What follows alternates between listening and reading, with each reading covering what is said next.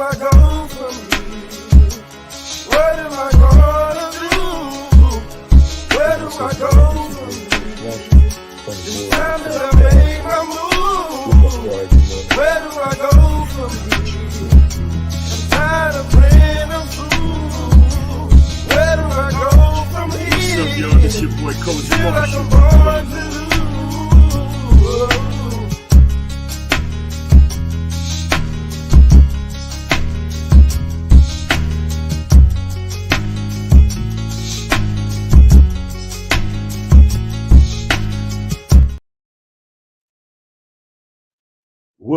What's up, y'all? This your boy Coach Marshall from the More Than a Coach podcast.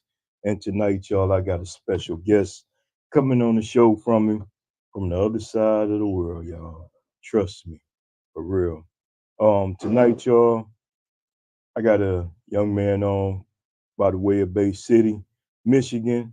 He played football at Grand Valley High School, and after his college career, he played 6 years over in Europe. Jonn served as a head coach. I hope I get the name right, but I'll ask him when he get on. Is it Azarus Tigers in Danish? It's a national league, and he also coached the Danish national football team. Over the past 8 years, he dedicated himself to building the 18U under American Football Academy in Denmark. Recently, and you see the pictures above on the screen, out of 1,500 applicants, he was selected for the Tampa Bay Buccaneers National Coaching Academy. I know that he's a dedicated husband, a father. So y'all, please welcome to the More Than a Coach podcast, my friend, my young brother that I've known for, it's been a while now, Mr. Coach Jonn Snacks Mathews. How you doing, Coach? Not bad. How you doing over there? Man, I'm okay, man. I'm okay. As they say, pretty fair for a square. You know how it go. Yeah. Did I get that football team name right? No, I got to throw a couple things at you on that All one. right. It's Aarhus, Denmark. Aarhus. Okay. Aarhus. Yeah. See, got to touch that up. That's cool. You got to get your Danish a little bit better, you know? Yeah, got to do that, man. For real. So since I did that, is there anything else you want to let my listeners know and viewers know about you?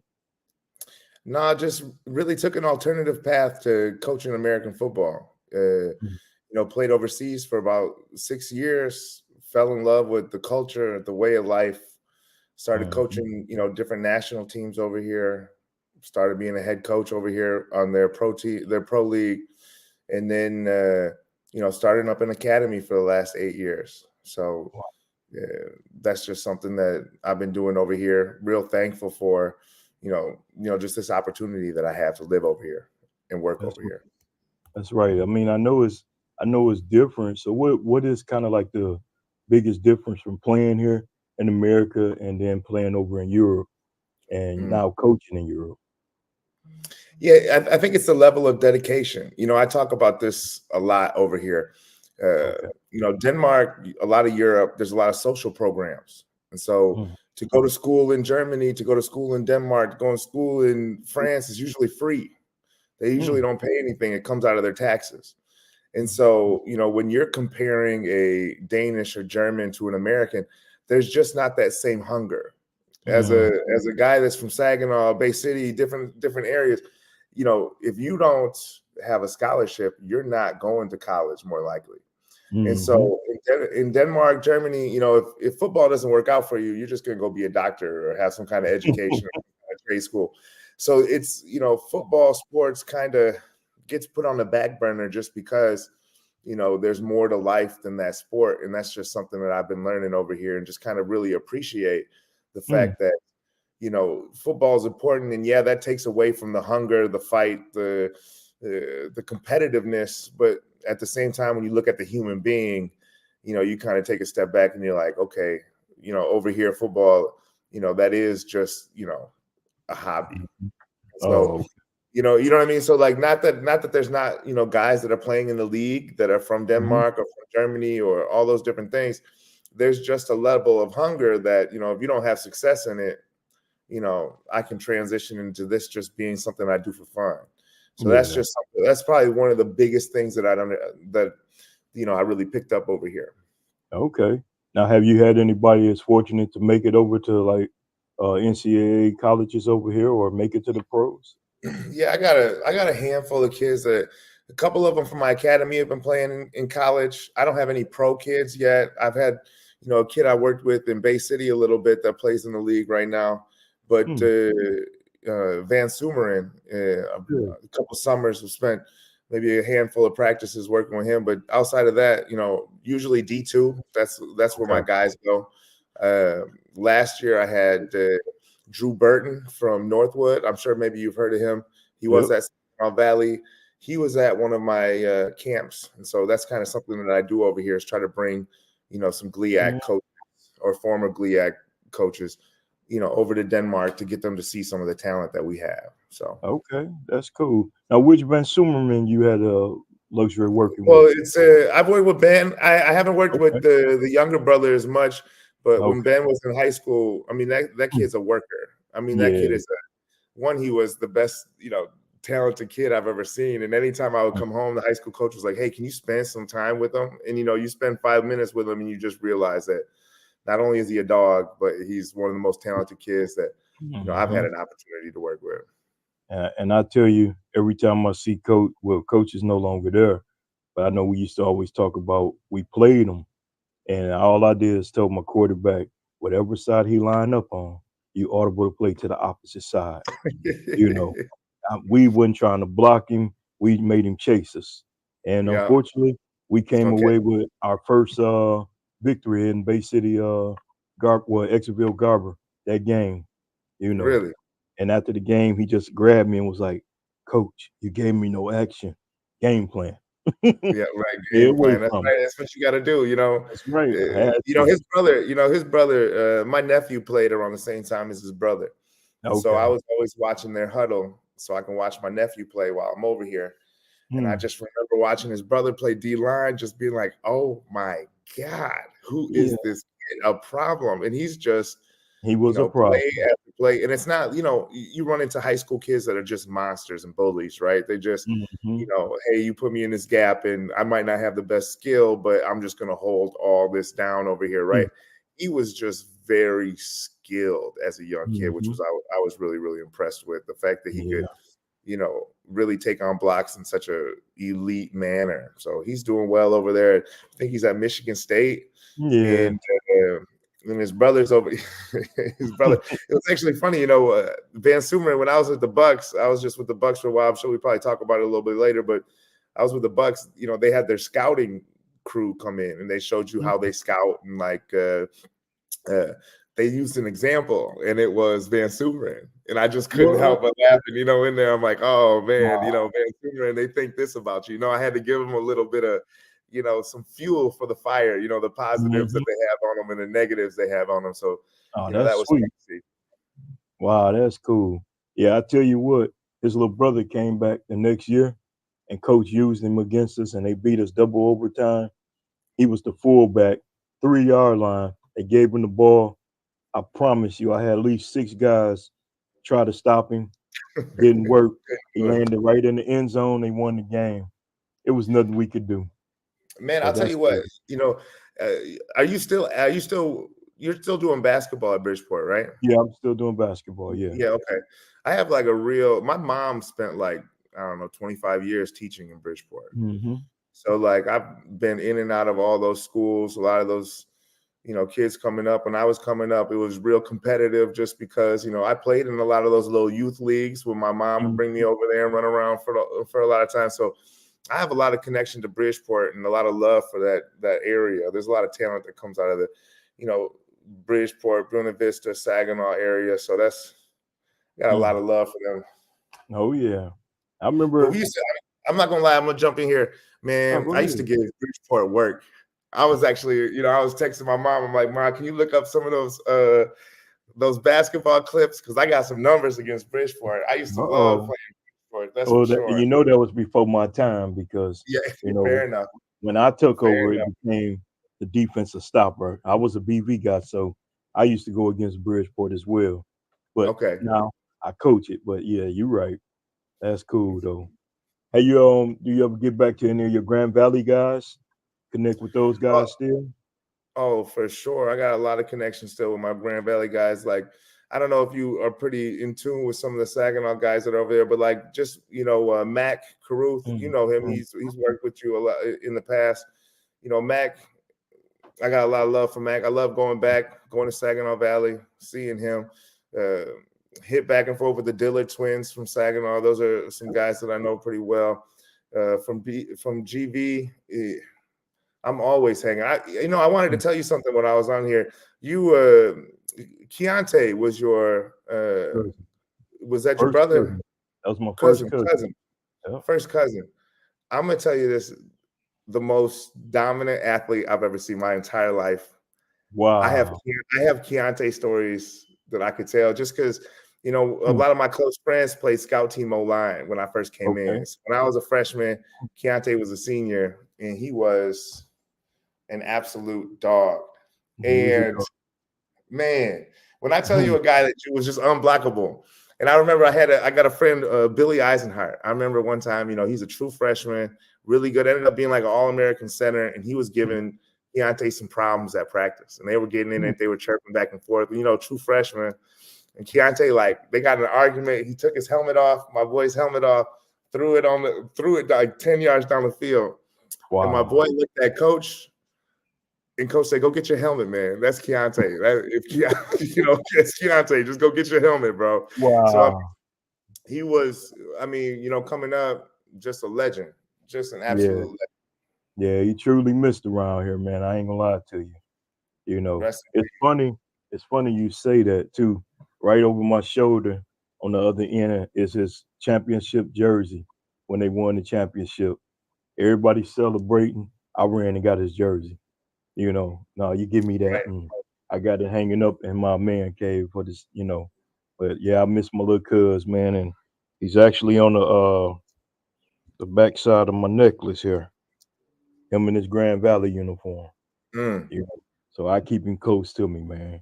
That's cool just though. dog, Yeah. absolute dog. You are like Hmm, unblockable, triple team, double team, whatever you want to do, unstoppable. that's sweet. So That's all right, man. Wow. So that's cool. I appreciate that.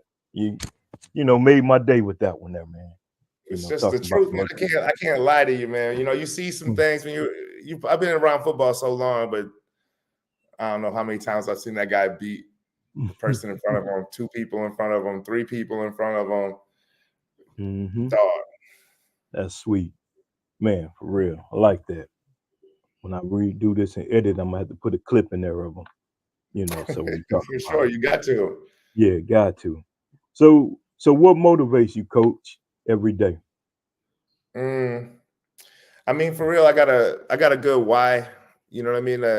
I'm always, when I'm talking to other coaches, when I'm talking to players, it's always, what's your why to be out here? Mm, Like whether you're playing, and my why is I got this phrase that I just always have with me is like, be what you needed at that age. So when you're mm, dealing with young kids, like you were in that same situation. What did you need? What kind of person did you need around you? Whether that was an elite mhm, athlete, if you were elite, you know what I mean? Like, what did they need? That's a good kid that's doing all those things. What do they need? Or if it's a kid that's missing practice, showing up late, you've been there mm. before also. Oh And yeah. so, what did you need at that time? And I just really focus on being that. That's my tick. That's what kind of Yeah. makes me tick. So it motivates me to be a better coach. And even my times when I'm like, you know, too much going on. You got family, you got other stresses that's going on in life. And then, you Mhm. got a long practice and this thing hits you and you're like, why am I doing this? It's for Yeah. that. You know what I mean? You needed that as a kid. So you got to go be the one that gives it. Mm. Man, that's deep. I like that. That's true. Wow. So since we did touch bases on the coaching thing, man, you gotta tell us about the academy. You see it on the picture when you sent me those. I'm like, wow, you were legends, Tony Dungeon. You're standing right there on the sideline with the whole coaching staff. That was beautiful. How did all that come about? Man, I'm sure you've heard of, just how difficult it is, one, to get into the NFL, but two, to be Black and get into the NFL is incredibly difficult. And so Tampa Bay had this new initiative is that, we're going to open the door to coaches. We're going to give them an opportunity to, get their foot in the door. And, when you hear about it, I had a friend that wrote me, and he's a friend that, I brought over to Europe when I was a coach. I brought him over as an import player. And then we just really grew as coaches together. And now he's coaching in Japan, one of the best coaches that I know around. And DB Coach, I'm gonna plug him real quick. DB Network on Instagram. If you're any kind of DB coach, whether it's high school, college, check him out because he has incredible just knowledge on there. And it's every day he's dropping 5 or 6 clips, and it's just DB Network is insane. So he's very, very good coach. But he was like, Jonn, there's this program. You got to sign up. I already signed up. And, the one thing that me and him were like, we're not gatekeepers. You know what I mean? I knew that there's going to be a lot of people signing up for this, but I'm also like, D, hey, one of us is going to make it. That's just what our whole thing was, is that, one of us is going to make it. And, fortunately, but unfortunately for him, I was able to make it. He didn't. And there was 1,500 people applied. Wow. And I knew going in, if I was going to get selected, I had to make sure that I was different than everybody else. So, they ask you to turn in a resume, a letter of recommendation, or a couple letters of recommendation, and then you had to have a cover letter and like a video about yourself. Okay. So I wanted to make sure that in my cover letter, that first paragraph popped. I wanted to make sure I could put almost everything I did in that first paragraph, because I figure, 1,500 people are, sending you information. You're going to read that first paragraph, and if it's trash, I'm done. You know what I mean? And so I wanted to make sure that, hey, once you read that first paragraph, you're going to the next one, and then that kind of put me into the next round. And the next round was a video round where they sent you clips of NFL games, and you had to coach up things. Say, hey, what do you like about the clip? What went wrong about the clip? And so at the school that I work at the academy, we have Game Pass. You know what that is, NFL Game Pass. Yep. So I found the clip. I found the game that the clip was from.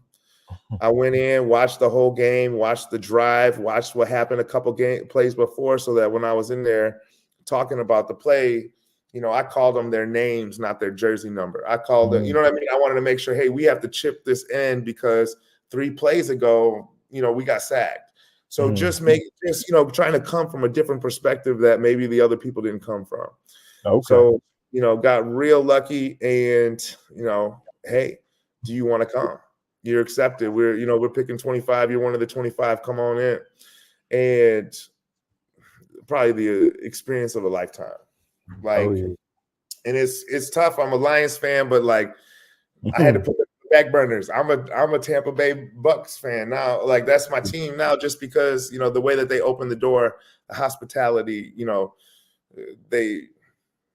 I can't even really compare it to anything. It was so professional. And when I say open door policy, I mean if you wanted to go talk to Todd Bowles, he said, hey, if my door's open, come in and talk to me. Ask me any question. And so, to be able to be around that staff, have them literally open the door in every room was just, as a coach, an accelerator. And also like the amount, like my hunger to coach is like out of this world right now. And I have, once you get a taste of the NFL, you're like, oh my God, I need a little bit more.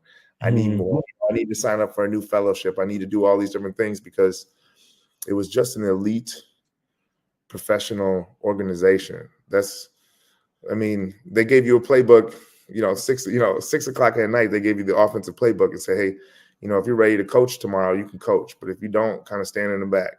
So, you're up till 2 in the morning going through and making sure you know everything so that the next day you're ready to go perform. That's all right. Man, that's cool. And how long was it?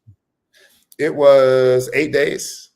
So basically, like the first 4 days was they gave you a bunch of different opportunities to learn. They brought in a former White House press secretary to teach you about how to handle the press. Then you did, HR mock interviews like you were a coach, and this is how we would do our hirings. They did everything from scouting, pro scouting, how they do it from a college level, how they do it from game to game level. It was literally a education on what it takes to be an NFL coach. Man, that's So yeah, absolutely. And for me, I really love that opportunity, but I also wanted to dig into what is, they had the vice president of the NFL come in and talk to us, to be able to chat with him about, what are you doing to grow the game abroad? You have people like myself that are trying to build the game in different parts of the world. Like, what are you doing to build that? And so to be able to have a little bit more insight, find out that there's funding for it, just different things that you can do to, kind of accelerate your program, but also grow as a coach. Man, that's powerful. So do you have plans on, furthering yourself going to the NFL to coach, or you happy where you at? It's a mix of the two, to be 1,000% honest with you. Like the top 5 of the 25, they get to come back for training camp and preseason. So there's still an opportunity. I'm gonna find out next week whether or not, I can come back and have that opportunity. But I'm hungry. I'm not gonna lie to you. I'm hungry. I do really enjoy my job. We can talk about that later, or however that wants to go. But the Danish way of life is also different. Like, I just had my first daughter about 6 months ago. Oh, And congrats. thanks. It's wild. It's an eye opener for sure. But at the same time, I get to share a year of paid paternity leave with my partner. So, that's just a very, very like different opportunity. So, she takes 8 and I take 4. And so for 2 months, we were able to spend time as a family, you know what I mean, with the family, and just really be able to take that new situation on in a really good way. And that's very interesting, because I sent the clip to my coaches this morning. I was up probably about 4 in the morning today just working. And I found a clip of a football coach. I had to send it to you. And he basically was just explaining to his kids how they don't understand how much we sacrifice as a coach. All our time we there, and sometimes we do forget our families. And I can honestly say that video hit home with me, because being a varsity football coach for 10 years and going on my 10th year of varsity basketball at the same school, I missed a lot of family time. And with that video, when I'm gonna send it to you after, Please. man, it is very powerful. And I just had to sit back and was like, wow. But so Coach, can I'm gonna throw something at you, just a thought. Living over here in Denmark, we have really, really strong unions over here. And the one thing that I understood as what I'm understanding as a coach is you're doing this literally for like 5 cents an hour, if that. You know what I mean? Like, maybe negative money an hour that you're working here as a coach. At the academy that I work at, like, every hour that I coach, I get a prep hour for coaching. Like, when my 40-hour work week is involved in my coaching, if that makes sense. And so it really changed my whole aspect and view of coaching in America, in the sense of you're giving back so much to the community. You're giving so much back to, different families and the school system. A lot of kids are just going to school because of these sport opportunities that they have. And, it's not valued enough, in my opinion. What happened, the coach in America is, unless you're coaching a high-level college, you're not really valued, in my opinion.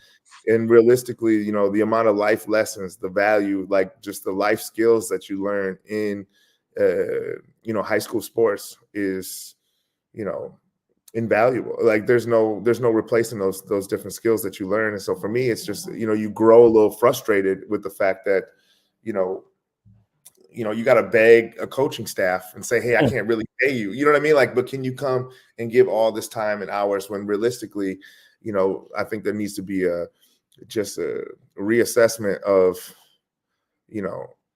how America looks at its coaches at the high school level, at least in my eyes. That's, I came back years after being in Europe for a long time, 6-7 years. I came back for 2 and was a high school football coach, head coach. and you just really got to understand, you're fundraising, you're doing all this work, you're working for, and then you get this check at the end of the month, and you're like, yo, I'm negative. I'm negative all this money from giving back. Not that that's why you're doing it, Yeah. but You still want a little reward at the end. And you're right, there isn't enough at the end of that coaching season for us, I just think that there just needs to be a little bit more. I don't have a number on it, but I just think that as a coach in America, I just feel like the amount of time, you know, inflation is so high in America. People are looking at how can I put food on the table. I can't coach this for free. You know what I mean? Like, and so there's a lot of, it used to be, people were doing better maybe, and they were able to give their free time to that, and they just can't the same way as they used to. That's true. And I think that that's making it even harder on coaches. That is true. Yeah, man, you're right. We can go on and on about that, but I won't even discuss it because I've been arguing the last few years with even incentives. Give some incentives, and you don't even get that. So we do it for the love. I'll be honest with you. Absolutely. But it is a sacrifice. So I don't know. And my next question was going to ask you, is it any advice you would give to a young coach? But you basically touched on it. I mean, you got it's the why, right? I mean, we talked about it before, because you're not going to really get paid for it unless you're, if I'm a young coach and I really want to make a living off of this, you're going to have to go spend 3 years of being a GA somewhere, grinding to try to get on a program that, a train that, that you believe in. You're a GA for a head coach that's successful. You're going to climb. You're going to be able to have success. You're a head coach for a coach that gets fired. You're going to have to do the same thing again. So, I mean, you really got to reach out to your why and know that you're not going to be getting paid that much off of it. That is true. That's so true. So with that, coach, how do you define your success as a coach? Try not to compare to others. I mean, that's like everything in life, right? Social media, that's all you're seeing, how people are doing, and people are winning this championship. You're sitting down at this Bucks academy with 24 other incredible coaches, and you're trying not to get overwhelmed with the fact that, like, am I worthy? You know what I mean? Being vulnerable. Am I worthy enough to be in this situation? Am I? And then that American in you has to kick in and like be competitive and you're damn right I'm worthy of being here, and watch how good of a coach I am. But I mean, for me, it's staying true to my values as a coach, really staying true to my values as a coach, and just knowing that and not comparing myself to other people. When I'm true to myself, when I'm always true to my true core values as a coach, like that's the facts. You know what I mean? Like that keeps me there. That keeps me really motivated to be a coach, and always keeps me confident in what I'm doing. Yeah. So what kind of advice did Tony Dungy give you in that conversation y'all had? I know it was probably not long, but I know you look like you was locked in on the photo. Absolutely. Tony Dungy just gave some really, the advice that I really got from a lot of those coaches, Bowles as well, was like, your time management is so important. And for me, a lot of those questions were, hey, I have a daughter and it's important. My family is a really big block of my life, really big portion of my life. And how do I find balance between that? When I was talking with Bowles, I said, hey, man, you have 2 kids in college playing college football. You know what I mean? How are you balancing those things? And one of the things he said is like, he's like, Jonn, I get in here minimum 3:30 every day. He's like, my kids, my family, everybody sleeps until 6:30, 7. That just means I got almost 4 hours of work done while my family was sleeping. And that's going to allow me to get out of here earlier. And so he just really was, and both of them really were talking about, I've been on staffs that have put in insane amount of hours and have gone 3 in 3 and 14 or 3 and 13, whatever it is. And I've also gone on teams that are really committed in time management and focusing on things and just getting the work done at the proper time and getting out that have had a lot of success. And he's had a lot of success that way. You know, when I was talking to some of the coaches on staff at the Bucks, they said, hey, you know, I coach my son's little league team. And to hear an NFL coach tell you, hey, I coach my little league football or little league team, that really hit me. How? Hey, man, I'm coming in early. I'm getting my specific work done and I'm getting out. And my coach has a lot of faith in me to get my job done. And he's not micromanaging me to get my job done. My job shows on the field with the players that I would coach. And so it just really, you know, I really took that with me from Tony Dungy talking about, you know, where, you know, Bruce Arians was there as well. And he talked about the fact that, you know, he's worked for a staff that, you know, he had to tell the whole staff, hey, I'm going for a run. And then go see his son play his high school football game. And then when he came back, throw a bunch of water on him and come into the staff because that's how, you know, serious they were about you being there. You can't leave. And he said, I'll never be that. You know what I mean? And so them just being able to talk about their different experiences and how, you know, you got to take that. And when you do have your big boy job and you're the head coach, you can take all those experiences and kind of formulate your own plan. Man, that's deep. It's good to know too, you know, because I know as I got older, I started limiting myself and cutting back time and giving coaches, hey, go do this. But I know like when me and Coach Mac were together and we took Bridgeport to its first playoff year, man, we spent so much time. You know, my wife called my office my other apartment because I spent more time there than I did home. So that's very interesting. That's good. You got to chop it up with them guys like that. Yeah, and then when you're watching practice, like that's something that hit me too. Is like practice was like an hour, 20 minutes. Efficiency. Get in next. And I've been in a lot of college practices, and I played college. I've been in college practices, Michigan State practices, Grand Valley practices, and yeah, they're here, but that level of professionalism, that level of attention to detail in just a short time, just really clicked for me. That when I come back home, it's not, you know, the amount of hours that I'm spending doing something, is how efficient am I with my time. And that's also something that I really took back with me. And you know, that's true. You say that because I never forget talking with Keontae when we were down and when he played for Philly. And I asked him, how is it? How different was it? And basically he summed it up was, it's a job. He said, how you go to your job from 9 to 5, I go to my job from 9 to 5. I never thought of it like that, you know, and he was like, wait till you come and see it. It's like you said, everything is precise. We got to know what we got to do. When we get there, we just go do it. We go home. So that is kind of true though. Yeah, like they're not gonna spend all this time on indies. You know what I mean? Like that's something that I learned over there. It's like you're a pro. And if you know you don't know how to get in the stance properly and get off your feet and take the right steps to get to the block, they're gonna find somebody that can. That's true. And so that's something that I learned really fast. You know, and as a coach that works with U18 kids, like I gotta spend a lot of time on Indy. You know what I mean? I'm over there in Europe, I gotta spend a lot of time on Indy. But how can I be efficient with the time that I'm spending on Indy? You know what I mean? How can I make those drills just so relatable to the different skills that they need to have success in my offensive defense? Yeah, that's true. Wow. So do you have any regrets not going to the next level, you know, playing professional? Or I mean, right now I had a couple shots. I had a couple workouts with NFL teams and just didn't work out. And you know, when I sit back, a lot of it had to do with to be honest with you, I struggle with a worth issue. Like, you know, am I worthy enough to be on this stage? When realistically, you know, my senior year, I led the GLIAC in touchdowns as a tight end. Like I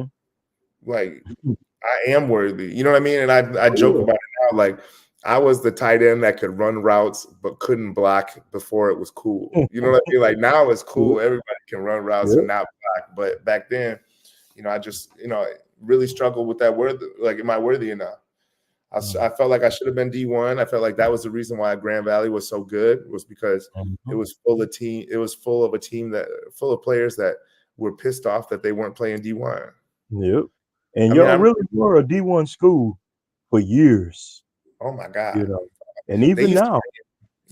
they used to bring in D1 transfers all the time. It would make us even more mad. We'd be like, how did you play? I couldn't even get there. You can't even play at Grand Valley. So like, that's something that, you know, I felt like everybody at Grand Valley had a chip on their shoulder because they were playing D2 and they had to play D2 and they were mad. And, you know, you had a coaching staff that was also fired up about, you know, motivated to be better coaches. So it was a great thing to be around. But my regret, I probably would say, like, I just had a lot of opportunities in in Denmark. And so I stayed in Denmark. So I really had my career in Denmark, and I had opportunities to go to Germany, to France, to Italy, to Spain, all these other different places to play. And because I was making good money, you know, I was teaching also on the side. I was traveling all over Europe, like at the time on my free time, that I really kind of regret not playing in some other leagues and just seeing maybe some of the better competition. That's just something that kind of, you know, woulda, coulda, shoulda. But at the same time, like, you got to be confident in your journey and what you're doing. So, I mean, you traveled the world. Have you ever been to Europe? Only place I went on my way to Iraq, we stopped in Italy for about 2-hour layover. Then after that, we got back on the plane and we were gone. That was it. Man, you gotta go. You gotta go. I heard. You know what? The cool thing is right now, all these football coaches over here are retiring, and you got all these college coaches that are retiring and just getting jobs over here. So if you retire and you want to go coach in Italy or some football or something, let me know. I'll help you out. I'll definitely help you find a job. Okay, I'm gonna keep that one in. Keep that in mind. And speaking of that, do you guys play anybody like, well, when you was there, you guys play over in Australia and anything? Teams in Australia? No, I got my buddy plays in Japan. That's the second best league in the world. I mean, that's a real professional league over there. They make really good money as players and coaches over there. Like, you're making more as a position coach in Japan than most coordinators are in D2. Wow. So so you're making really, really good money over there in Japan. Europe is a little bit different, but I haven't been over to Australia. They just opened up an NFL academy in Australia. They got one in the UK, which has been pretty dominant. They played the number one high school team in New York and beat them by 50 points. This year they're playing, This year they're playing De La Salle from California. You know, the undefeated forever. They play IMG. They've beaten IMG, lost IMG. So there's some talent over here that needs to be. You know, there's some talent over here, but it's also incredibly raw. And so you're getting a mix of two. You know, at my academy, I'll get kids that are national teams, some of the best kids that are in Scandinavia, in northern Germany. But I also get a kid that's never played before. And so I got a mix of, you know, 35, 40 kids that, you know, 20 of them are the best in this region. And then 15 of them, you know, have a year or two experience that are just, you know, you got to put in some work. So it really challenged me as a coach. But also, you know, when I came back from coaching in Europe and I became a head coach in high school, it was actually a really easy transition. When you're the high school coach, you know, you got to do everything. You got to, you know the pH on the water. You got to be a trainer, an athletic trainer. You got to play. You got to coach O-line, D-line. You got to be able to coach everything. And so it was just so easy for me to flip over to that because I've been doing it for 5-6 years. Hey, you got to be the D-line coach because, you know, we don't have one for 2 weeks. All right, that's what I'm doing. So, you know, that really helped me in my journey. That's cool. Because I got a former Bridgeport Bearcat plays in Australia. And his name's Javars Jackson. Now, I don't know if when the season ended, did he go to Japan? But he was supposed to go there. But I know he's doing so much other stuff right now.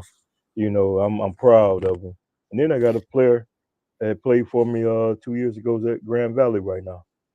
That's what's up. So, I'm trying to get all these kids. You know, I had a Grand Valley. I don't know. You probably heard. You know, you've heard of Cole Infinity. Yeah. Maybe you've heard of Brandon Langston as well at Grand Valley. The little speedy DB not the running back. Not DB, sorry, wide receiver. So really speedy wide receiver is like some of the championships runs, he's had a couple really, really big plays in there. But anyways, they both went over there to Europe and dominated. Dominated. I'm talking like destroyed everything over there. Brandon Langston like broke every record for like 3 years in Germany. And so then when I was coming out, he was like, hey, you can go over here and play. And I was like, we'll see.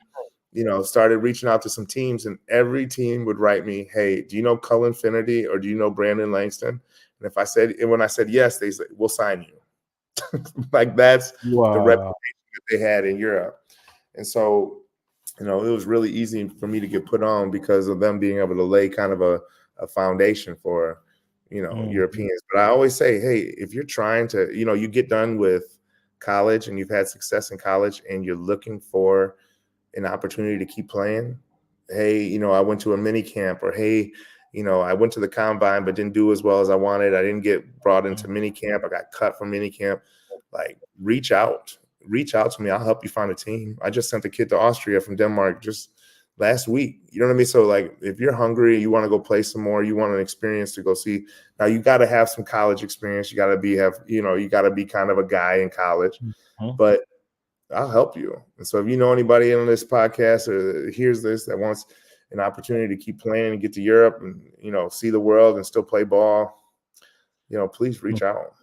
And I'm definitely going to clip this part of the segment of the podcast, and I'm going to send it to guys too, because I know a lot of guys that's back home, working and being life and, but yeah, still got it.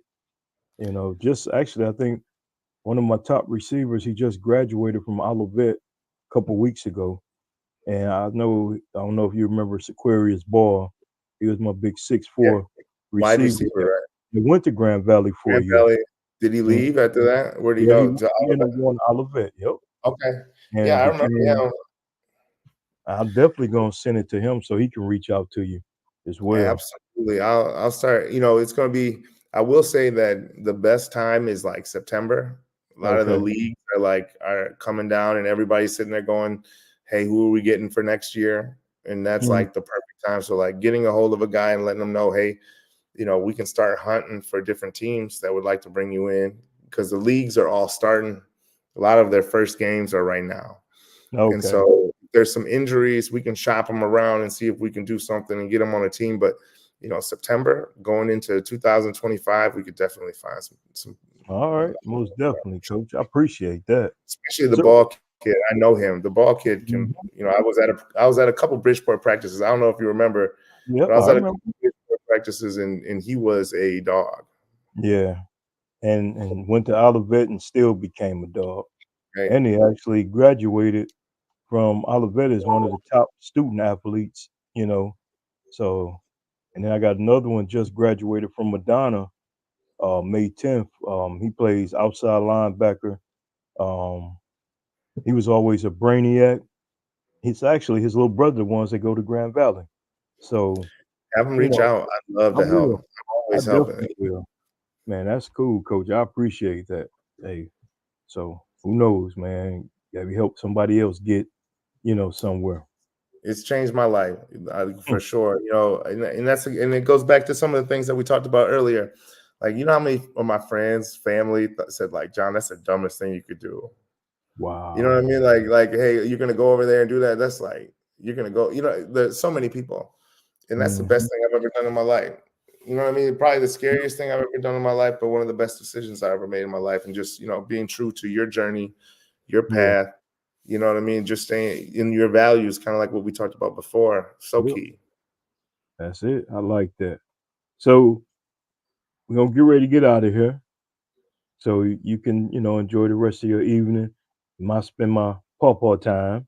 Yeah. But so you gave some great advice to people about, coaches, young coaches. You gave some advice to the athletes. So just overall general, I guess I'm trying to figure out how I want to put this question to you. I don't know. I'm gonna have to come in a second. That's all good. No worries. Sometimes I do get mixed up on some things. Go ahead. It's all good. I was thinking of, another thing that I wanted to tell some of the young athletes is like, I had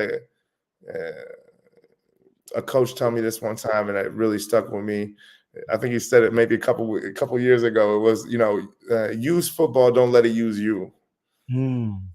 And like that's something that's always really stuck with me in the sense of like this game is going to like eat you up and spit you out. Injuries end you really, really quick. People are going to Mm. use you for your talents, different things like that. And like the one thing I'll be able to say is like I really used football to go do all these different things that I wanted to do in my life, whether it be, you know, being in Asia. I traveled Asia and met with different teams and did flag football with them while I was Mm. on vacation. You know what I mean? And like travel, I've been traveling all over Europe, spreading the game of American football. And just, it's made for a very fulfilling young career. And, Yeah, maybe it's an alternative one, but, using football for the benefit of yourself in a good, positive way instead of letting it use you and chew you up. that's true. I like that. And that's a great way to end it because you said it perfect. Use football, but don't let it use you. For real. Mm. So, where can my listeners and viewers find you on social media? Social media, I got meet.coach.mathews, and I Okay. can send it to you and you can get it. Okay. Meet Coach Mathews, or if you just type that in there, it'll pop up on Instagram. That's probably the easiest one. Facebook, John Snacks Okay. Mathews. Um, that's you can hit me up on LinkedIn, John Mathews. I'm on there as well. That's like I'm telling coaches, young people all the time, go get you got a great Instagram with 3,000 followers. Go get on LinkedIn and get yourself 3,000 followers. And so like Mhm. that's a great way for other coaches, other people to reach out to you. You know what I mean? And just really show a professional side for yourself. So, you Yep. can connect with me on LinkedIn, John Mathews. It's a little unique, Jonn, Yep. Mathews, Mathews with just one T. You can reach out to me on LinkedIn, meet Coach Mathews on Instagram, and then just John Snacks Mathews on Facebook. I love to chop it up, talk about some of the different things that we do or some of the different things that I've learned along the way. And I'd Yes. also love to, help you on your journey. I'm not a Yeah. gatekeeper. I can't stand. That's one of my Mm. pet peeves. I can't stand a gatekeeper, Yeah. especially for black people. You're a black person, you gatekeeping. I can't stand. That's my pet That's peeve, right. unfortunately. That's So, right. so open the doors up to everybody. I really appreciate having the opportunity to come on here. Oh man, I appreciate you because when I was talking to one of my partners today, I said I'm going to talk to a coach over in Denmark. He was like, "Yeah, right. You don't know nobody from across the water." I said, "Okay."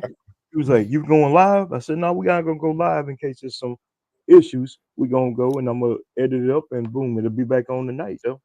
And he was Yeah, let like, them "Man, know. Let them yeah, know I what's gotta up. let him know. Tell Don't know. them tell I've been them to come out. knowing you for years and we got ties, you know what I'm saying? So, and it's a Absolutely. beautiful thing. And hopefully I can get to send some of these athletes your way and you can get them guys, footprinted over there overseas somewhere, you Hey, know. coach, man, I got to. I know we're running out of time, but I do a lot of coaching for youth basketball as well. I got a Okay. U17 team that I coach Mm, as well, and I'm just sitting there going, I'm gonna get some funds and I'm gonna bring them to Bridgeport and we're gonna play a game. All okay. right, so like, I've been talking to Mm, Jackson at DCC as well about it. So just mhm. watch out. I'm gonna get about 6, 7 Lucas. I'm gonna come down there. I'm gonna let you know Uh, what's up. All right. you know what?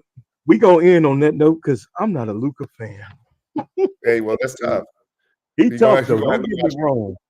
Don't get me wrong. He tough, but it's just I'm a LeBron guy, you know. Fair, But at the fair. same time, who knows who's gonna win? It's a toss up between them and Boston, you But know. it's a LeBron fan. Like I'm a Kobe fan, but I'm a Laker fan, Mhm. so I've been Yep, growing and liking yep. LeBron more and more every day and really respect his game. But like, can't you see the influence on Luca in LeBron's game? It's just, big point guard, Yeah, I control the show.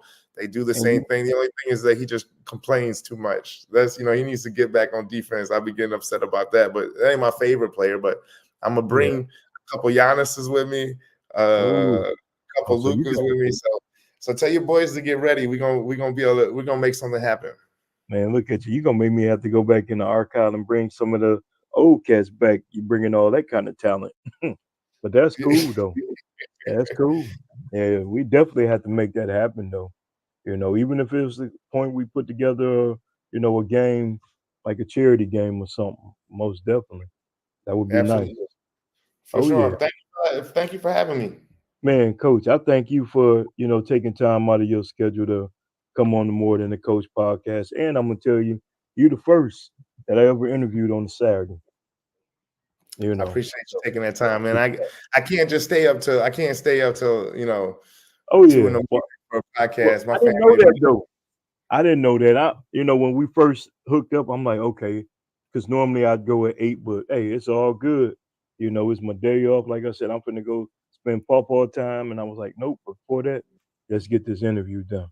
But I hope it man, was worth it. Thank you. oh, it was great. I appreciate it. I'm gonna send you, the interview and everything, so you can check it out. And hey, I hope to get a bunch of followers and listeners from over in Denmark now after For having the sure. man, Coach Mathews, on. Well, All brother, right. it was my honor. I appreciate you. Hey, and I wish you best of luck, and you will be hearing from me so I can get those guys, connected with you as well. Absolutely. Thanks again. Yes, sir. Have a good night, brother. All right. I'll see you. Peace. So as y'all see tonight, I had good friend Coach Mathews on the More Than a Coach podcast. Gave some great advice, great input to the youth as well as the other coaches. So I hope y'all enjoyed this show. Once again, it was an honor, especially hear him give some talks about my little cousin Keontae at Grand Valley. That made my day. Make sure I let the family hear that. They got to see that, because I know what kind of character he is, but those guys that practice with him and live with him, they know even more about Keon. So I appreciate that. So y'all, I thank y'all. I appreciate y'all for tuning in for the More Than the Coach podcast. And until next time, peace.